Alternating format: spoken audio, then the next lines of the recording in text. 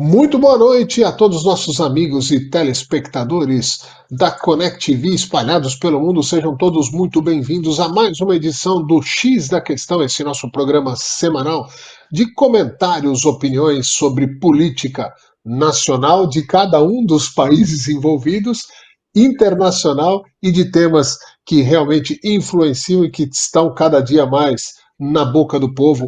E já começamos, eu aqui diretamente de Faro, em Portugal, fazendo a apresentação e começando, né, as considerações iniciais com o professor Pilão, diretamente do Principado Independente de Moema. Seja muito bem-vindo, professor Pilão. Muito obrigado, Eulis. Tudo bem com você? Meus amigos PH, Renato e também o Silvio. Hoje nós não temos aqui ao vivo o nosso amigo Jefferson, mas está na retaguarda aí, tomando conta do nosso programa, o nosso diretor, né? Sejam todos muito bem-vindos. Temos muitos assuntos, como você falou, né? São pelo menos três continentes não, mas três países diferentes. Vamos que vamos. Muito bem. PH Araújo está lá na ponta direita, na parte de cima da sua tela. Seja muito bem-vindo diretamente de Washington, D.C., capital dos Estados Unidos. Seja bem-vindo, PH.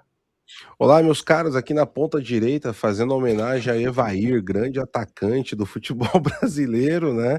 E vamos lá, muita coisa para a gente conversar hoje. Uma saudação especial para a audiência da Connect TV. Muito bem. Renato Ferreira, a gente nunca sabe, pode estar em diversas partes do nosso Brasil, pode estar em São Paulo, pode estar em Minas. Diga onde está e dê seu comentário inicial, seu oi, me gaguejei todo aqui. Fala lá, Renatão. Olá, meu caro Eudes, amigos, PH dos Estados Unidos, Silvio também, o Pilão aqui de São Paulo, o Jefferson de Barueri. Mais uma vez aqui, estamos a postos, né, aqui na aprazível Vila São Francisco, ô Eudes. Estou quietinho por aqui já há algum tempo, e por aqui agora 27 graus, para a gente comentar aí, né, tantos assuntos importantes do Brasil e do mundo.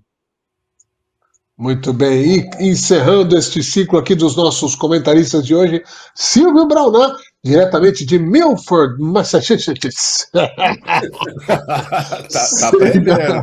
aprendendo, tá aprendendo. Sentiu o sotaque? A maioria dos brasileiros aqui não consegue falar isso. Você está realmente evoluindo muito, eu. Estamos aqui na Brasília Milford, eu embaixo da ponta direita, né, do atacante PH. Eu vou me representar aqui como Rosemiro, que não valia, era feinho, mas valia um dinheirinho na lateral do Parmeirão, grande Rosemiro. Estamos aqui, vamos lá para esse resumo dos acontecimentos do Brasil e do mundo aqui no X da Questão. É isso, vamos lá, vamos começar com o tema que causou muita polêmica essa semana, Donald Trump e o Papa Leão XIV se enfrentando, trocando farpas públicas aí, e principalmente acho que o que causou mais polêmica essa semana foi uma imagem postada nas redes sociais do presidente Trump, onde se assemelhava, e eu ouso dizer que foi essa a intenção, como se Trump fosse Jesus ressuscitando, curando alguém com a mão num enfermo, assim. Isso pegou muito mal junto à comunidade cristã de maneira geral, mesmo dentro dos apoiadores de Donald Trump, e causou reações aí mais ácidas do Papa Leão XIV. Vou começar lá com o PH. PH, como é que foi isso aí nos Estados Unidos? A repercussão. Tudo bem que todo mundo meio que passa um pano pro Trump, que fala, ele é meio loucão, ele é meio, né, engraçadão e tal, mas acho que ele ultrapassou uma barreira complicada aí e causou danos políticos para a sua imagem. Não foram barreiras, não, foram diversas barreiras e a gente precisa dividir isso aqui em duas partes. Eu vou falar rápido para tentar otimizar o tempo aqui para todos os amigos conseguirem tratar sobre o assunto. Vamos lá. Tudo começou com um destempero, né, entre as duas partes, entre o Papa Leão XIV e o presidente Donald Trump, por conta de uma declaração que o Trump colocou nas redes sociais falando que a civilização iraniana seria dizimada, o que é diferente do do que nós temos ali, que é o regime iraniano. E isso também muitas pessoas questionaram aqui dentro dos Estados Unidos. Ficou claro que o Trump usou mal a palavra civilização, mas usou e não fez uma retratação.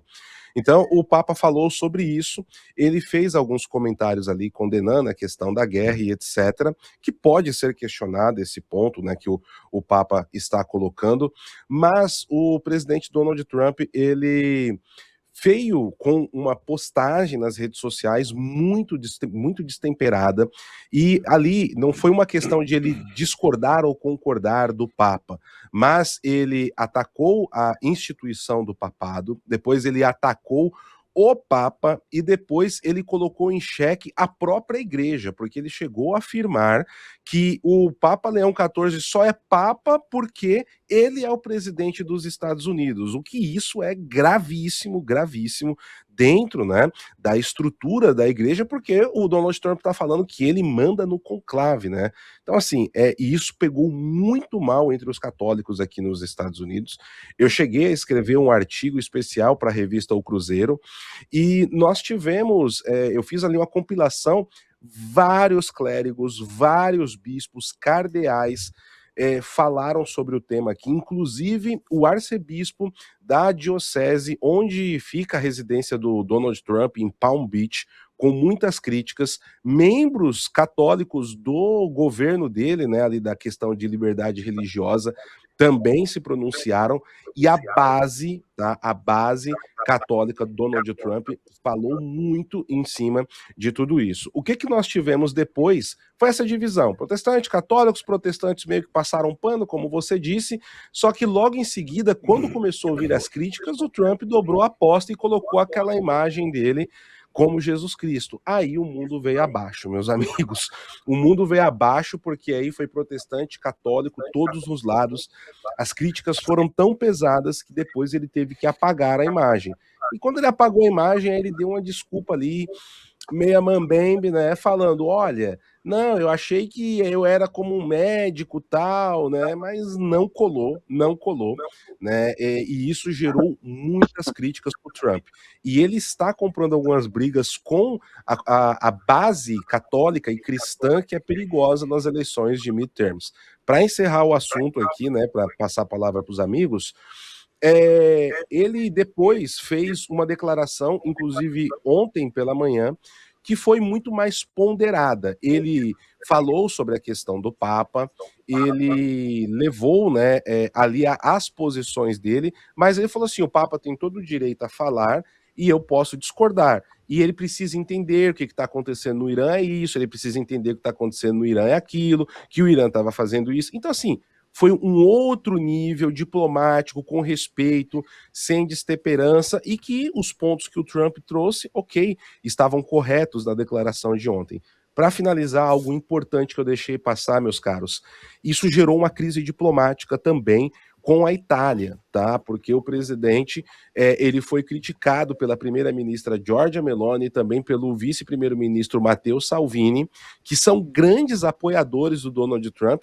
Ele, antes de baixar o tom, deu uma entrevista para o Corriere della Sera, que é um dos principais jornais da Itália, e lá no Corriere della Sera, na Itália, senhores, na Itália, ele começou a falar mal do Papa para a mídia italiana, o que pegou muito mal, e é pior, ele começou a criticar a Giorgia Meloni, veio com aquele script de críticas que a gente já conhece do Trump, né, que é quase ali as caixinhas que você vai ticando, e ele queimou uma ponte diplomática das mais importantes. Os dois grandes aliados do Trump na Europa são a Giorgia Meloni e o primeiro-ministro da Finlândia, e ele queimou uma ponte importante diplomática em um momento tenso que o mundo está passando. Desculpa me estender, senhores.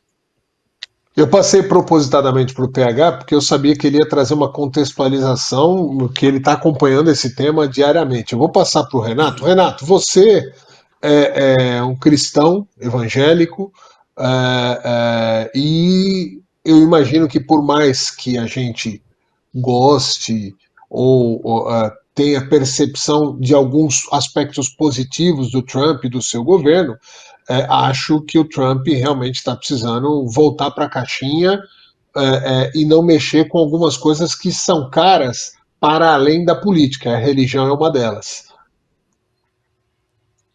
É verdade, Eudes. Depois dessa análise perfeita, aí, contextualização feita por PH, realmente a gente não tem muito o que acrescentar.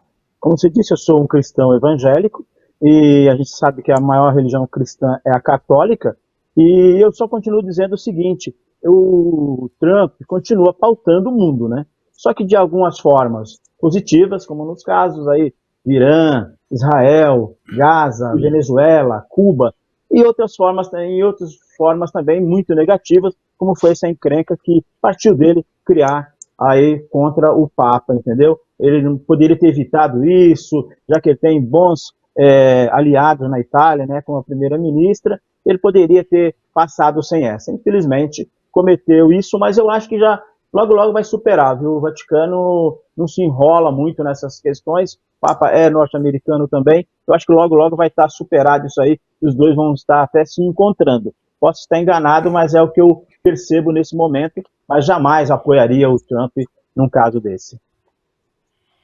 O professor Pilão, a gente sabe que, e a gente meio que se acostumou a que o Trump ele não resolve os assuntos que às vezes ele causa e completamente desnecessários como esse. Ele causou uma polêmica, quer dizer, ele já tem os assuntos sérios, graves e polêmicos, e que em alguns deles a gente pode concordar ou não, mas que são fundamentais e que pautam o mundo positivo ou negativamente. Mas mexer com esse tipo de coisa é muito complicado. E pior, eu tenho uma sensação de que não é que esse assunto vai se resolver, é que vai aparecer outro. O Trump vai agora, daqui a pouco ele arruma uma outra confusão e aí a gente meio que esquece, porque fala, já passou, porque não dá para resolver tanta polêmica quanto o Trump tem causado para além do que é necessário, das coisas que a gente julga que são certas. Concorda, professor?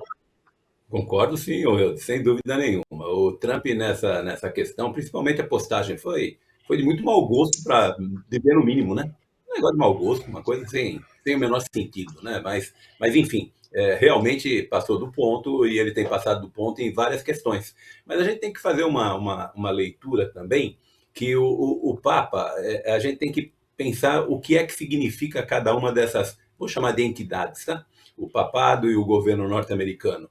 Eles têm perspectivas diferentes de vida, não há dúvida nenhuma. Quando você fala, por exemplo, da religião, a religião ela tem como principal papel acolher. Você acolhe quando? Hoje. Você acolhe quem? Quem precisa. Né? Essa é a ideia da religião. Em suma, é isso.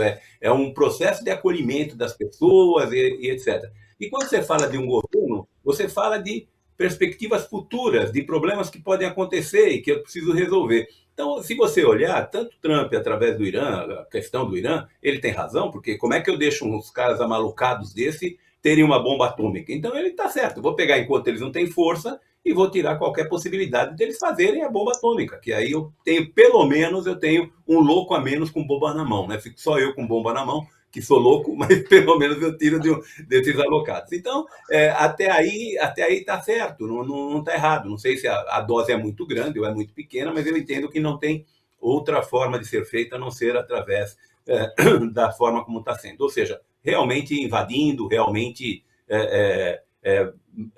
bombardeando e assim por diante.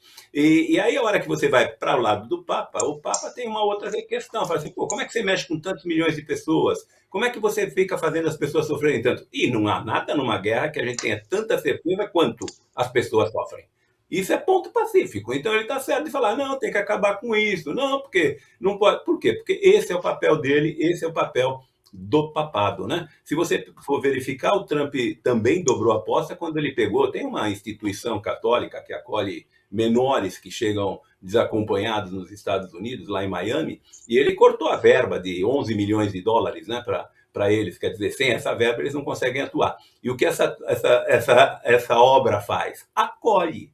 Então, a hora que o Papa está falando, ele está falando dentro da perspectiva dele, que está correta. A hora que o Trump está falando, também está falando dentro da perspectiva dele, que está correta. O problema é o seguinte, as pessoas precisariam de lembrar, né, que nós temos 2 ouvidos e uma boca, e vai aprender a escutar um pouquinho mais do que falar. Mas fora isso, o resto, infelizmente, está tudo certo, e dos dois lados, viu, Eudes?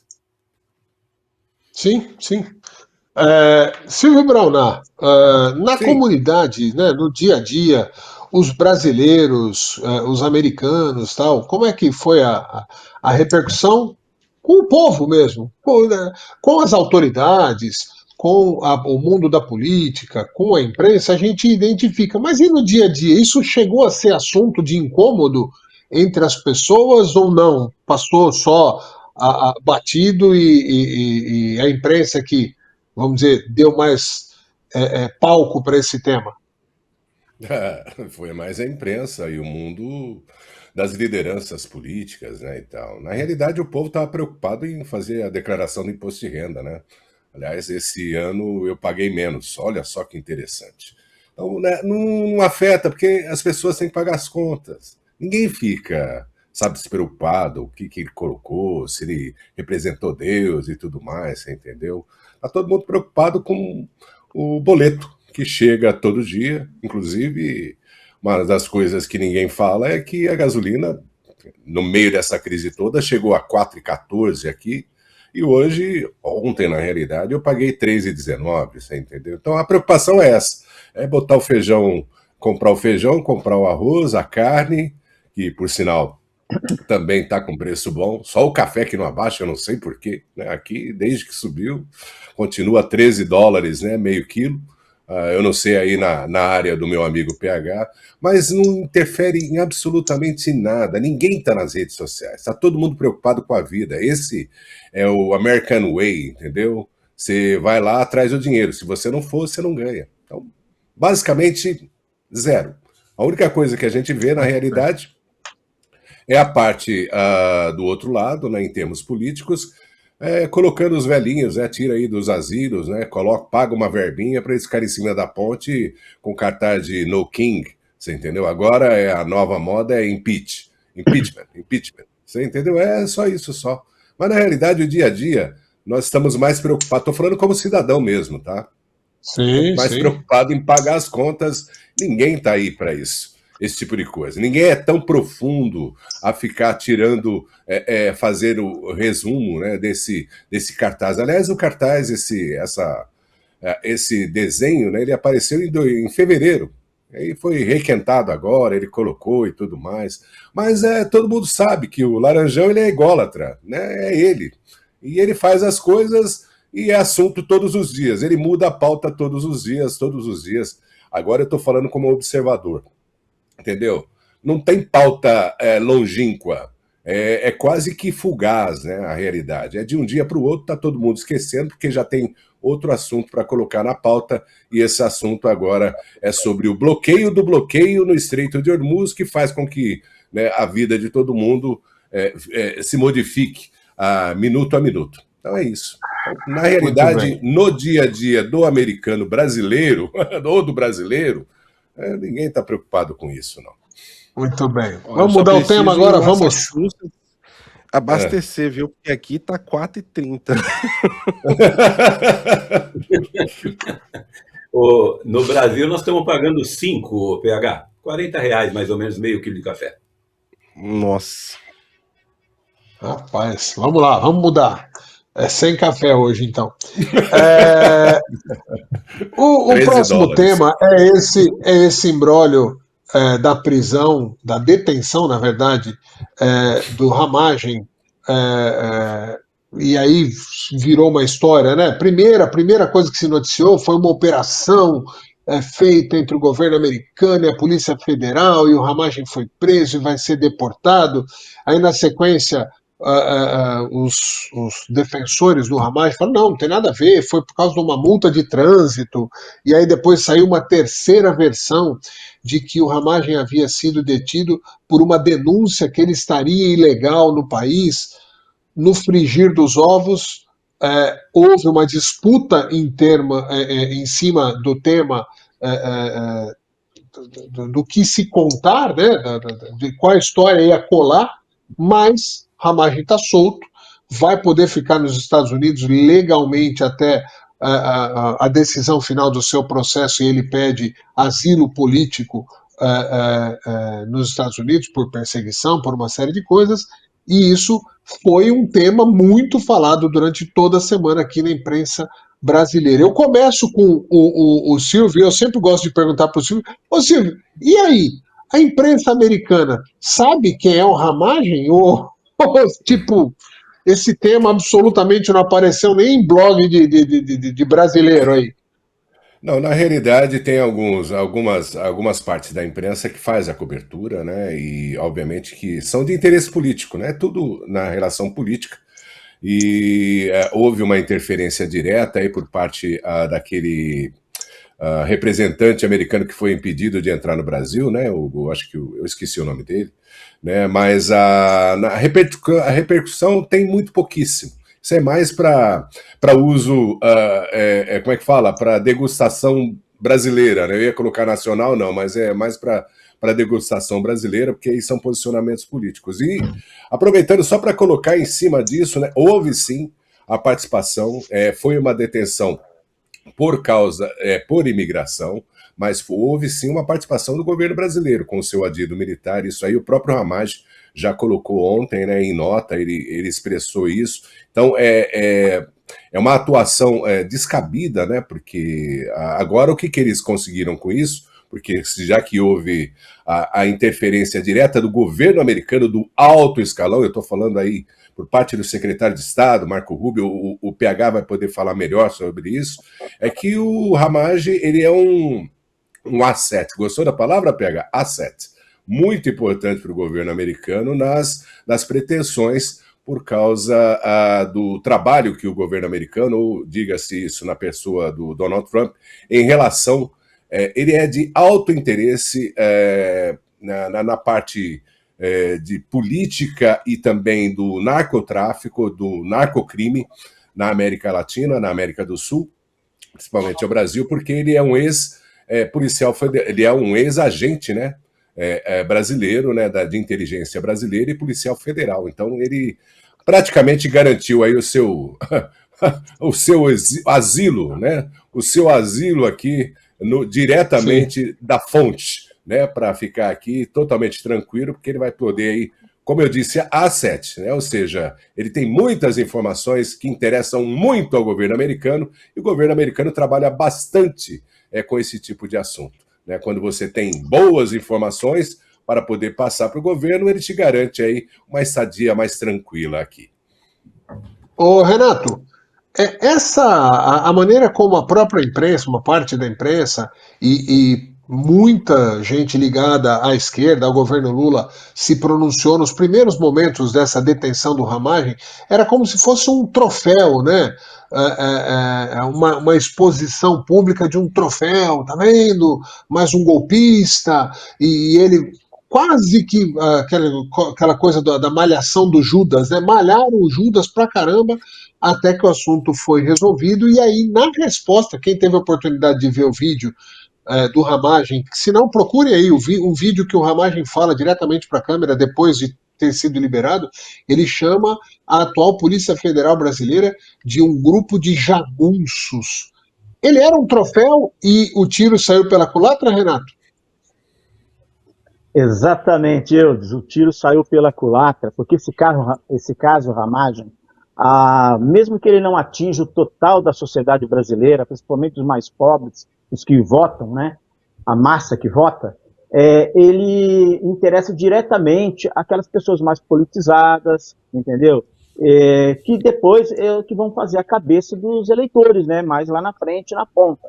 Então isso aí realmente atingiu aqui no Brasil de cheio, porque o caso Ramagem já vem engasgado, já está na garganta do Alexandre de Moraes, do governo Lula, desde que ele fugiu, tá entendendo? Porque ele fugiu daqui para não ser preso aqui, como no caso do Eduardo Bolsonaro também. Só que ele entrou de forma legal nos Estados Unidos, entendeu? Então houve esse problema aí agora, só que o tiro saiu pela culatra. Como você disse, no dia que foi preso, gente, o próprio diretor executivo aí da Polícia Federal, o André Rodrigues, que agora, inclusive, está de novo na comitiva do Lula, né, a maior comitiva na Europa. Eu não sei por que tem que levar um diretor da Polícia Federal numa comitiva do Lula para o exterior, mas são coisas do governo Lula, né? E no dia, o próprio diretor da Polícia Federal veio a público e disse o seguinte: foi uma prisão em conjunto com os nossos agentes lá. Estava a impressão de que tinha policial federal que parece que está sendo investigado. Se não tinha mesmo policial federal como turista nos Estados Unidos. Isso aí pode ser um outro tiro no pé do Lula se ficar comprovado. E ele disse que ele seria extraditado ou deportado. Depois o Lula, num evento público, disse a mesma coisa, até babando quase, né, cuspindo marimbondo. Não, esse cara, ele foi condenado aqui e ele vai ser extraditado para cumprir a pena aqui. Então isso aí repercutiu, principalmente nas redes sociais, que são o principal foco hoje, né, das disputas políticas, gente. Até o Trump, a primeira medida que ele toma, ele vai lá nas suas redes sociais, e é assim no mundo inteiro, para depois aquilo ir se concretizando em outras ações mais efetivas. Então, o Lula, presidente da República, o diretor da Polícia Federal, eles foram desmascarados depois que as coisas vieram à tona. A verdade veio à tona. Porque houve um problema, inclusive se eu fosse o Ramagem, porque parece que tem o caso, sim, da infração de trânsito. Um cara está numa situação assim, pega aplicativo, né? Não precisa estar dirigindo, se foi o caso. Mas aí, o que aconteceu? Foi tudo esclarecido e ontem, de novo, a Polícia Federal teve uma reunião aí com o Departamento de Estado, se eu não me engano, com a Casa Branca, e eles disseram o seguinte: não, ele está em condição regular aqui, está aguardando o asilo político, e é o que vai acontecer. Hoje eu já vi isso aqui mais claramente na imprensa brasileira, que a situação dele é regular lá e deve sair. Ou seja, um tiro pela culatra na campanha do Lula, porque eles iam usar isso aí realmente. Eu acho que eles estavam esperando que um ex-policial federal, ex-deputado federal, ex-diretor da BIM, viesse aqui algemado pela polícia do Trump. Isso não vai acontecer. Foi um tiro pela culatra que os bolsonaristas, com certeza, vão usar na campanha agora, nessa campanha acirrada aqui no Brasil, Eudes. Muito bem. O PH, para além das narrativas, e a disputa de narrativa foi muito forte, pouco se tinha de fato, pouco se tinha de informação, mas as narrativas já estavam prontas e textos longos e vídeos longos, todo mundo falando do tema, e em efetivo não se tinha notícia real, não se tinha o fato. Então, para além da disputa de narrativa, o que você apurou que de fato aconteceu nesse caso da detenção do Ramagem e depois sua soltura? Olha, meu caro, eu ouvi de tudo nos bastidores, tá? Vou ser bem sincero, publicamente, eu não me pronunciei, eu preferi ficar em silêncio. Fiquei muito preocupado com o Ramagem, tá? Inclusive com algumas coisas que circularam nos bastidores, mas como não se comprovou realidade, é melhor a gente nem abrir. Mas o que eu posso dizer é que ainda permanece uma incógnita. O que nós temos de mais sólido é o que o Ramagem disse, né? Que de fato houve uma tentativa de cortar caminho por parte aí de pessoas ligadas à Polícia Federal do Brasil, e essa denúncia que o Ramagem fez. E o que eu chamo a atenção aqui, senhores, é o seguinte: uma coisa que o Ramagem fala, independente de lado, de direita, esquerda, qualquer coisa, a Polícia Federal, 10 anos atrás, ela era motivo de orgulho para boa parte dos brasileiros. E o que nós estamos assistindo agora? A Polícia Federal, ela tem uma área loteada para o ministro Alexandre de Moraes, que ele faz o que quer dentro da Polícia Federal sem ter poder constituído para isso. É a velha máxima de Maquiavel: outorgue para si um poder. Se ninguém reclamar, o poder é seu. E assim, é completamente fora do ordenamento jurídico brasileiro. É algo esdrúxulo o que nós estamos vendo acontecendo na Polícia Federal, e o chefe de tudo isso, que é o ministro da Justiça, não faz nada. O presidente da República não faz nada, independente de quem seja. O Senado não faz nada. Então, assim, é uma situação que beira a bizarrice. E aí nós temos que voltar ao caso Felipe Martins e as entradas que foram imputadas, né, no CBP lá de Miami, a entrada dele que está mal explicada até hoje, e o Felipe Martins está na prisão sem ter cometido crime, sem ter viajado, sem nada ter acontecido. E a pergunta que fica é por que essa história fica tão embaixo do tapete? Então, assim, são tantos os casos esdrúxulos que nós temos que eu vou concordar com algo que o Silvio disse, né, aqui antes de nós iniciarmos o programa, que olha, isso para a população brasileira acaba passando. Por quê? Porque o brasileiro está ficando dormente. É escalabro em cima de escalabro, é loucura em cima de loucura, e isso simplesmente vai ficando pelo caminho. E o que nós vimos é um homem que tudo começa com Ramagem, se a gente parar para pensar. Ele seria o chefe da Polícia Federal, o STF não queria que ele fosse, usurparam o poder da presidência da República. O maior erro do Bolsonaro foi ter aceito isso. A presidência do Bolsonaro começou a desmoronar ali. Se o Bolsonaro tivesse feito o que o Renan Calheiros fez em 2017, quando peitou o STF, nada aconteceu, porque ele estava dentro dos direitos como presidente do Congresso e do Senado na época, o governo Bolsonaro talvez não tivesse sido o que foi, e hoje o presidente não estaria na cadeia também. Então tudo começa com Ramagem, né? E quem sabe vamos aqui esperar que esse caso pelo menos seja mais um tijolinho para acabar com essas perseguições que estão acontecendo no Brasil, porque isso não é normal. E para fechar o meu comentário, muito parecido com o que a China faz. A China tem algumas delegacias clandestinas aqui nos Estados Unidos, 2 no Brasil, para perseguir chineses que estão fugindo do regime ditatorial comunista. E o que nós vemos então agora? O Brasil estaria fazendo o mesmo? Interrogação.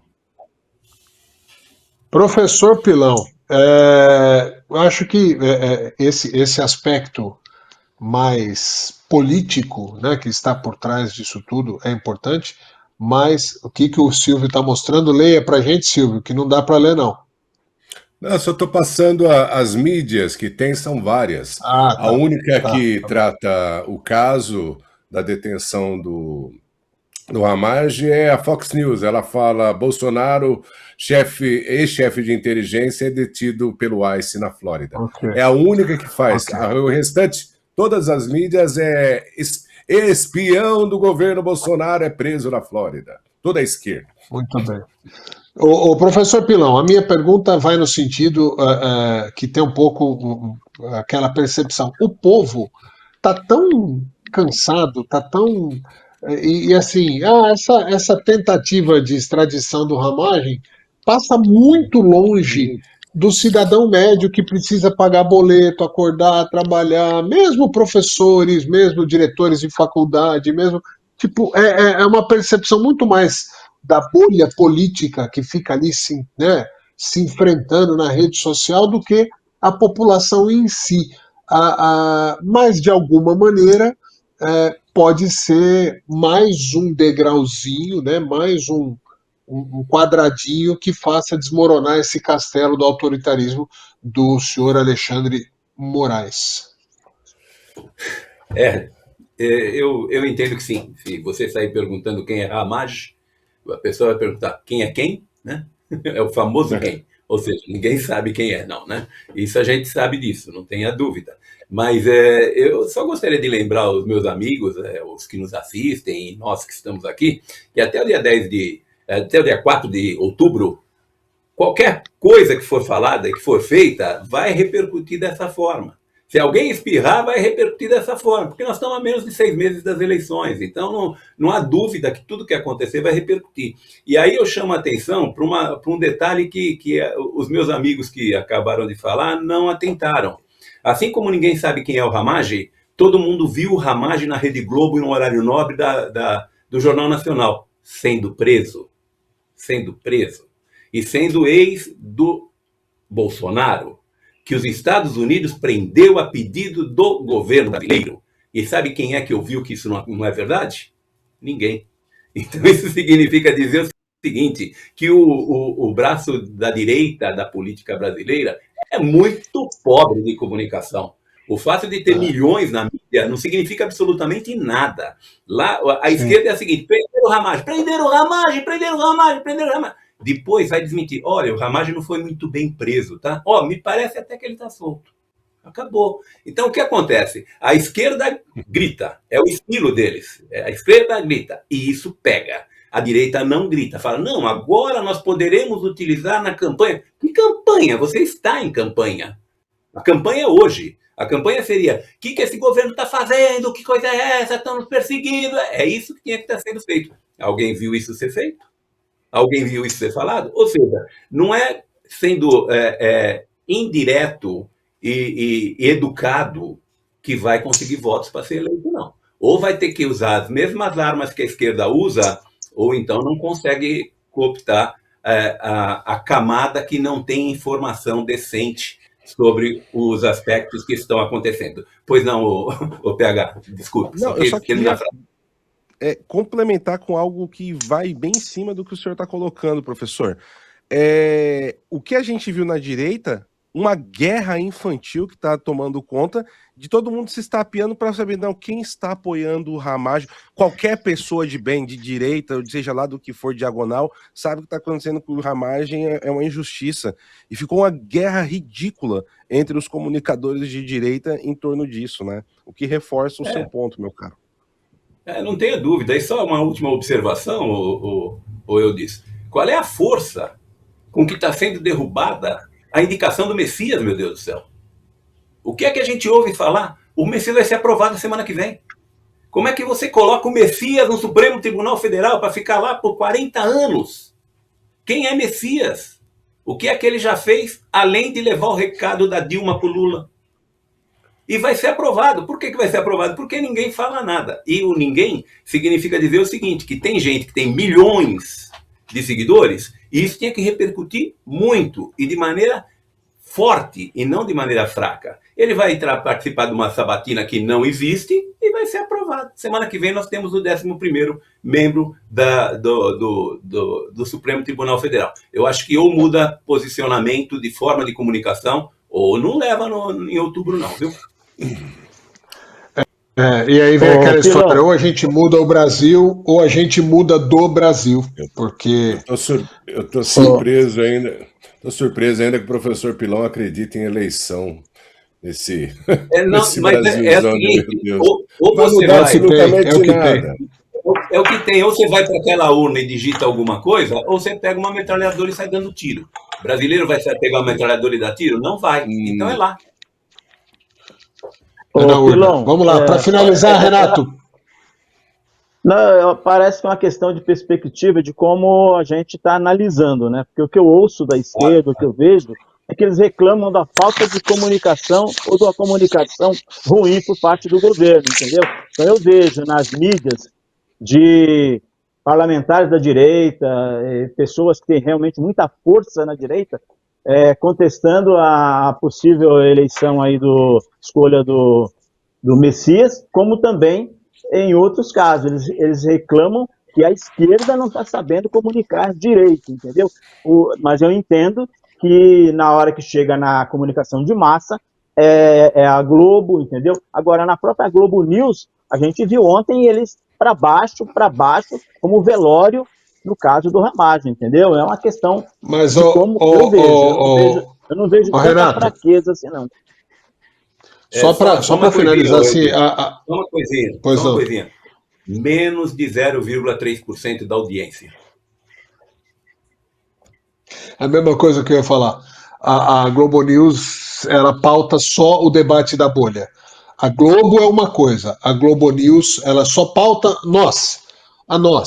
Mas o debate da pequena bolha, nada. As redes sociais da direita também falam para uma bolha. Presta atenção, este tipo de tema, as coisas, a história da blusinha, do Pix lá atrás, isso furou a bolha, falou com o povo, mas é aquela história, o que a Globo News fala ou deixa de falar é 0, você quer que eu falo? Tem muito horário do dia, dependendo do que estiver passando na Connect TV, que nós temos mais audiência do que a Globo tem no país inteiro. Parece absurdo o que eu estou falando, mas o peso editorial da Globo News, eu não estou comparando com o nosso, é evidente que o peso editorial deles é muito maior, repercute muito mais, mas em termos de número de telespectadores é ridículo, é risível Mas vamos lá, eu preciso mudar de tema e nós temos que ser muito breve nos últimos. Pois não. Não, você me cortou, agora vai. Eu tô. Mago. Lagoa.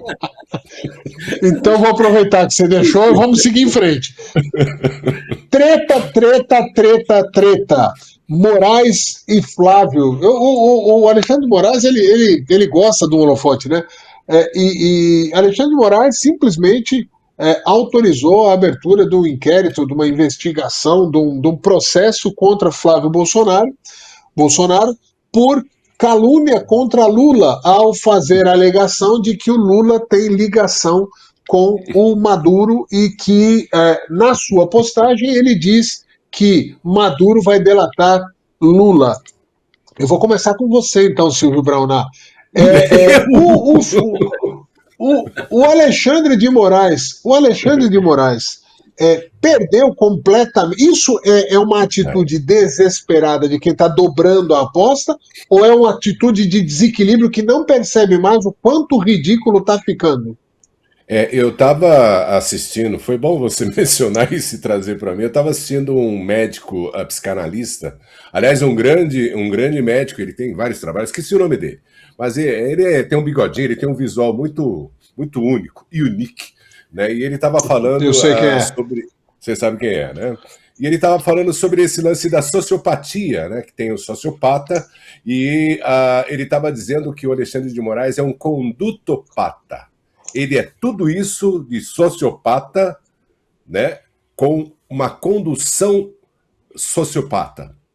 Ele faz as coisas porque não é uma questão de... Ele tem muito de narciso, você entendeu? Ele é narcisista, ele é muito egoísta e ele não tem noção, ele realmente não assimila os sentimentos, ele só pensa futuristicamente, ou seja, qual é o plano que eu vou fazer para poder contra-atacar. Ele tem esse tipo de coisa. Ele é uma pessoa, todo sociopata, né? Eu não saberia explicar isso direito, mas ele tem um problema de empatia, de falta de sentimento, de coraçãozismo, de amor mesmo, né, pelo próximo. Ele só faz as coisas no sentido de ganhar e vencer aquela batalha. Ele só tem essa visualização.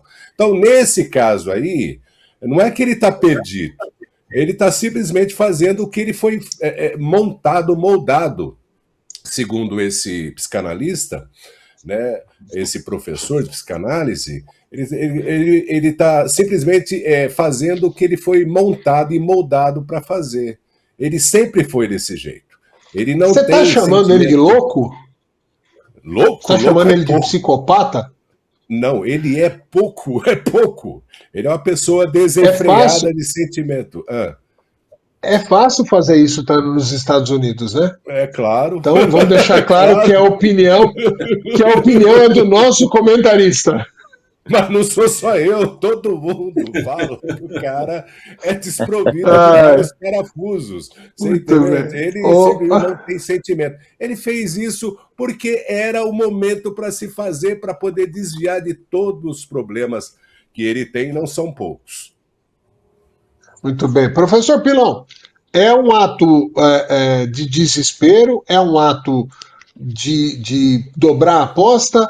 Ou é uma estratégia um pouco para fazer uma cortina de fumaça? Porque se voltar a falar, se ele abre um campo de batalha, ele e Flávio, no campo político, talvez o assunto dos contratos da dona Vivi fiquem pelo menos uma prateleira abaixo. Ficou muito tempo, a gente ficou falando do contrato da esposa do Alexandre de Moraes por 30 dias seguidamente, só se falou nisso, era o principal tema. Então ele abriu um flanco mais voltado até à liberdade de expressão, tira do foco. É estratégia ou burrice? Eu acho que de burro ele não tem nada. Diga-se de passagem, se o Silvio tiver certo, uma das principais características do psicopata é ser muito inteligente. Né? O psicopata é muito inteligente e desprovido de emoções. Essa é a ideia do psicopata. Né? Eu entendo que o que o Moraes fez pertence ao fluxo de caixa. Ou seja, ele recebeu do Lula uma forma de não serem processados. Ele, Dino não, como é o outro? Toffoli, o Gilmar Mendes e o PGR, né? O PGR também. Então ele já recebeu isso. Ele está pagando. É pagamento.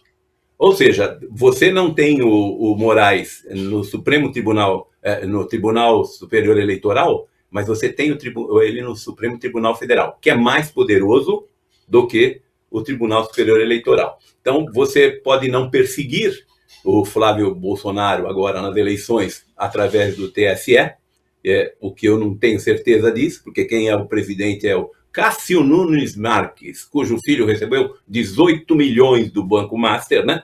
Então, não sei se ele vai ser tão honesto quanto deveria nessa situação, mas se ele não quiser ser honesto, não precisa. O Moraes dá um jeito lá pelo Supremo. A hora que ele pega e indicia o Flávio Bolsonaro, e o PGR quiser, que também foi acusado pelo Senado e que foi defendido pelo Lula, a semana que vem ele é réu.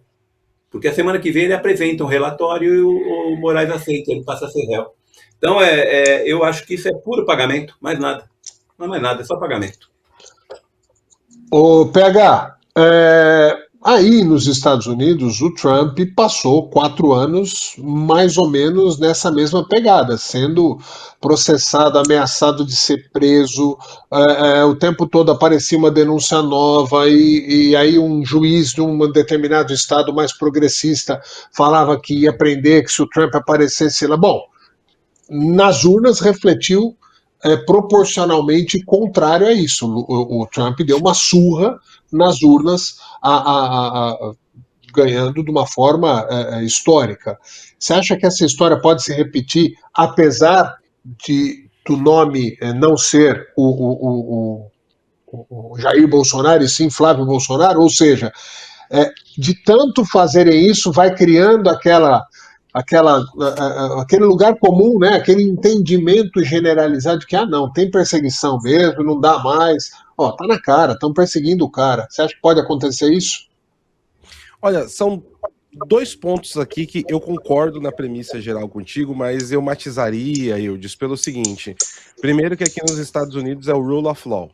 Tá? Então aqui é o império das leis. Tanto que é uma coisa bem rígida, tá? Você tem aqui a terra da liberdade, mas se você pisar na grama onde não pode pisar na grama, a coisa fica complicada, tá? Não é igual no Brasil que você pode fazer compreensão do direito freestyle, como nós vemos. Como a questão do Gilmar Mendes com o pessoal da CPI, da CPMI, do crime organizado agora, né? Não, eu adoro um bom combate, esse tipo de... Aqui, ministro da Suprema Corte, os Justices, eles nem dão entrevista. Quando muito, uma vez por ano, e olhe lá, o presidente da corte aparece e fala alguma coisa. Você não ouve a voz de ministro da Suprema Corte aqui nos Estados Unidos. Então, assim, já não dá para comparar. O segundo ponto que nós temos aqui é que, por mais que você tenha, como você disse, por exemplo, um juiz lá num distrito leste da Pensilvânia, entendeu? Lá da Filadélfia, ele estava querendo fazer alguma coisa, tudo bem, mas você tem primeiro a Suprema Corte Estadual, depois você tem a Suprema Corte Federal, as instâncias aqui, assim, é um universo completamente diferente.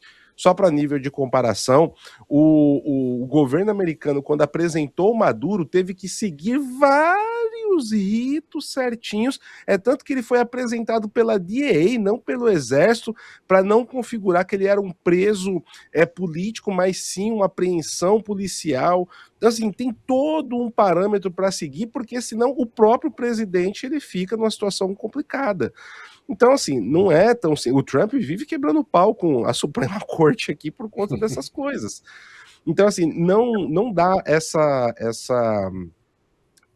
comparação direta. Agora, quanto à questão eleitoral, a gente precisa ser muito sincero aqui para olhar as amarrações. O que está ficando cada vez mais claro, e eu vou falar isso daqui porque é um fato, não estou julgando o mérito, tá? Apesar do que a minha fala vai trazer um certo julgamento, mas não é a intenção. Hoje o Flávio está se configurando o candidato do sistema. Isso está ficando bem claro, né? E aqui não é de todas as alas dos sistemas, mas o Flávio é o candidato do sistema. Ele está conseguindo Sim. compor forças com o Centrão, com todos os lados que nós temos aí. E o Flávio, ele está sendo escolhido pelo mercado financeiro, pelo Centrão, pelos lobistas. Então, assim, essa conta vai chegar também. Eu acredito que o Flávio ele tem grande chance de ser eleito presidente em outubro, por todo o arranjo que está sendo feito nos bastidores. E tá certo, é assim que funciona no Brasil, tem que ser. Só que eu não tenho esperanças que o Flávio Bolsonaro vai ser aquela coisa que a gente tinha em 2018 e não sei o quê. Não. Eu acredito que o Flávio Bolsonaro vai ser uma espécie de governo Temer, tá? Um governo de presidencialismo de coalizão, que vai olhar mais para a economia, e é isso, tá? Eu acho que vai ser muito nessa linha. Muito bem. Eu cheguei a levar essa pergunta para o Renato também, né? Renato já falou ou não? Eu posso estar. Não. Não, o Renatão falou não. Não falou? Pô, me perdoa, Renato. Eu tô aqui. Dele. Querem te calar, Por favor, Renato. Querem te calar, chame Xandão. Querem te calar aí, ó. Renatão, Não, então vamos lá. Pode dizer, pode perguntar. Não, é isso. No frigir dos ovos, essa maluquice persecutória do Alexandre de Moraes à família Bolsonaro de uma forma tão rasgada, você acha que vai acabar refletindo em voto? Nas pesquisas parece que sim. Exatamente, eu acho que sim. Inclusive eu começo falando dessa perspectiva do PH, que ele é praticamente hoje o candidato do sistema. E não há nada mal nisso, eu vejo como uma grande inteligência para poder ser eleito. E ele não é o Jair Bolsonaro. Eu acho que ele traz para ele, sim, todos os votos, né, o capital político do Bolsonaro, mas ele não é o Jair Bolsonaro. Ele é completamente diferente em termos até de se colocar numa entrevista. Tá entendendo? Completamente diferente. Então, por isso que o sistema vai, independente do caçado, o sistema já está realmente aí do lado do Flávio Bolsonaro. E eu acho mais ainda que o candidato a vice vai ser o Zema, que lançou o seu programa de governo ontem em São Paulo, batendo forte de novo no PT e inclusive no STF. Só discordo do Paulo Henrique, que eu acho que eleito o Flávio Bolsonaro, e com a maioria muito grande que vai acontecer, principalmente no Senado, vai mudar as coisas, vão mudar as coisas aí em relação ao STF, a composição do Supremo Tribunal Federal. Quanto a essa medida do Alexandre, o STF está nas cordas, como o Lula está, então foi mais uma medida desesperada, que a ligação umbilical de Lula com o Maduro, até uma criancinha de 8 anos lá do interior da Rússia sabe que existe, entendeu? Então isso vai ser derrubado, vai haver um inquérito, mas um inquérito realmente sem nenhuma importância, tá entendendo? Foi mais um tiro desesperado, como foi também o do Alexandre e do Toffoli, ameaçando de inelegibilidade o relator da CPI do crime organizado, entendeu? Eu acho que o Senado, ele agiu dentro de uma CPI normal, que é constitucional, e a reação dos ministros foi totalmente fora do comum, entendeu? Então, isso vai refletir em votos, e as próprias pesquisas estão mostrando isso, entendeu? A gente sabe que quando um Datafolha mostra que o Flávio Bolsonaro está na frente, é porque, para mim, já ganhou no primeiro turno, entendeu? Não sou Fabianinho. Para finalizar, professor Pilão. Pois é, eu ia comentar Pilão exatamente já falou. isso. Eu sei, eu sei, o Pilão pediu a palavra. Porque eu não sabia que você ia falar a respeito dos números, e os números nada são, porque nós estamos há 6 meses, mas é um retrato do momento. E o retrato do momento diz, né, que o Flávio está na frente de 2 pontos percentuais no segundo turno, sem contar que a rejeição do Lula subiu para 52%. Eu queria falar isso porque eu lembrei de um quadro da Globo News, eu não lembro quem é que estava sendo entrevistado, que o entrevistado fala assim, podemos ter a decisão já no primeiro turno. Aí uma das moças lá, não sei se é a Sadia ou quem foi, fala assim, o Lula ganha no primeiro turno? Ele fala assim, eu não falei no Lula. Aí ele, como? Não sei se vocês chegaram a ver, foi hilário. Foi hilário. Muito Pilão, bem, senhores. Sabe quem está dizendo? Só resumindo rapidamente, Eudes. Sabe quem disse também que que o Flávio tem chance de ganhar no primeiro turno? É um maqueteiro do Ratinho Júnior, que foi eleito e reeleito no Paraná. Então não deve ser um Zé Ninguém aí em termos de marketing político, entendeu? No senhores, Paraná ele para leva, finalizar, sem dúvida. Eu só ia comentar uma para coisa. Isso finalizar, significa que talvez, me perdoem rapidinho, é que porque o Lula ou o Flávio, né, alguma coisa nessa história, é porque tá tão polarizada a eleição que os outros candidatos vão ter quase zero, então tá muito igual aqui nos Estados Unidos, né, Partido Democrata e Republicano a coisa. Também acho que tem essa chance. só para finalizar, eu acho que o único cara que vai pontuar, e eu acho que vai ficar aí, vai variar de 2 a 6%. Não é menos do que isso, não é mais do que isso. É o Caiado. O Caiado vai ter de 2 a 6%. Se for 2, pode acabar no primeiro turno da eleição. Se for 6, adia para o segundo turno, porque 100% praticamente dos votos do Caiado vão quase que automaticamente para o Flávio Bolsonaro. Senhores, eu não vou conseguir fazer o último tema. A gente ia falar eu ia até fazer uma brincadeira que o Estreito de Hormuz está parecendo o Karate Kid, aquele filme mais recente, que é bota casaco, tira casaco. Abre o estreito, fecha o estreito, abre o estreito. Mas para vocês terem uma aula completa, um acompanhamento diário, e aqui eu vou falar, não é porque o PH está aqui nesse programa, não. Eu acompanho a repercussão, os temas relacionados à guerra do Irã e aos temas internacionais, eu acompanho na CNN Brasil, eu acompanho na CNN Internacional, na CNN Portuguesa aqui, na Fox, eu dou uma geral em tudo. E a melhor cobertura deste tema acontece na Connect TV, na Connect TV Washington e também nos canais do PH Vox, porque realmente ele estende as explicações de forma didática, com linguagem simples, linguagem que você não precisa ser nenhum estudioso e coloca mapas, tal, de uma maneira muito eficaz e principalmente só com informação checada. Não tem palpite, não tem achismo, é só informação checada. Então, se você quer mais informações desse último tema que a gente não vai poder abordar porque o tempo acabou, eu aconselho que siga o PH Vox e também a Connect TV Washington DC, que tem vídeos diários falando desse tema. Para finalizar, então, só as considerações finais, começando com você, PH. Obrigado, Silvio. Obrigado, Silvio. Obrigado, Eudes. Estou errando o nome do chefe. Fiquei emocionado. Obrigado. Obrigado, Eudes, pelas palavras. A gente segue fazendo um bom trabalho para representar aqui, né, o logo da Connect TV, os valores da casa. Agradecer o Renatão, o professor Pilão, o Silvio Braunar. Fiquei ausente nas 2 últimas semanas, estava com saudade. Eu me divirto fazendo esse programa, pessoal. É informação e me sinto entre amigos. Obrigado. Muito bem. Silvio Braunar, um forte abraço para você. Tá frio ou tá calor aí?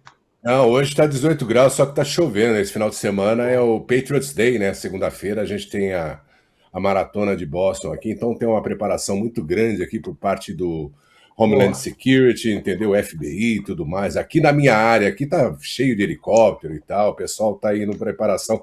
Agradecer mais uma vez a oportunidade para poder debater. E eu diria que você perde muito tempo assistindo essas mídiazinhas aí abertas do consórcio. Eu já vou direto na fonte, meu amigo. Eu acompanho todos os dias os boletins do meu amigo PH, né, pela Connect TV, também junto com outro parceirão dele lá, que faz todas as referências para essas redes abertas que você assiste, viu, Bobinho? É isso aí. Eu sei. Vem diretamente de lá, dessa fonte, do PH, junto com o parceirão dele lá, para assuntos exatamente. Ivan Kleber. De guerra do mundo. Exato, Ivan Kleber, muito bom também, direto de Londres. Então, um abração aí, obrigado, professor. Eudes, demora aí, português. Mas não é perseguição, não. Não é perseguição, é só no meu técnico lá do Palmeiras, lá, viu? É a perseguição gigantesca lá contra o Abelão. E Renatão, um abraço aí. O Renatão é o nosso... Ele é o morador de Mar-a-Lago aí da Grande São Paulo. Quando ele fala aí São Francisco, é a Mar-a-Lago dele aí, viu, Renatão? Um abraço, PH. Só Jefferson. lago. Até a próxima. Renato Ferreira. Olá, Eudes. Muito contente aí de sempre poder participar com inteligências de pessoas assim como você, o professor Pilão, o Silvio, o PH, entendeu? O Jefferson lá de Barueri, na retaguarda. Fico muito contente de fazer esse programa aqui. Algumas semanas a gente não consegue, como na semana passada, mas fiquei contente, muito feliz por mais esse X da questão. E sobre o Estreito lá de Hormuz, de tanto fechar e abrir, eu acho que daqui a pouco não vai ser mais chamado de Estreito, né? Estreito. Muito bem. Isso aí foi pior que quinta série. Isso aí foi pior que quinta Não. série. Isso aí é Foi melhor do que a do Jefferson. É pré-primário. Eu lembrei da dona Chile, minha professora. Jefferson perdeu, Jefferson. Ô, Pilão, você consegue falar alguma coisa? Fala. Realmente o Jefferson perdeu. A do Jefferson foi fraca. A do Renato foi bárbara. Mas, de qualquer maneira, meu amigo Eudes, PH, Silvio e Renato, e também o Jefferson que perdeu a piada. É sempre um prazer fazer o X da questão. E eu acho que o PH falou que está fazendo o programa, eu acho que não é só ele, né? Deu para perceber. E a nossa audiência também percebe isso, porque a gente fala de assuntos extremamente sérios de uma maneira leve e divertida. Ou seja, não precisa ser carrancudo para falar sério, né? Então, um abraço a todos aí e nos vemos na semana que vem. Muito bem. Eu não consigo falar muita coisa, então tchau para vocês. Se Deus quiser, a gente volta na semana que vem, se não tirarem o canal do ar. Valeu, tchau. De Hormuz? Abraço, gente. Ai, caramba.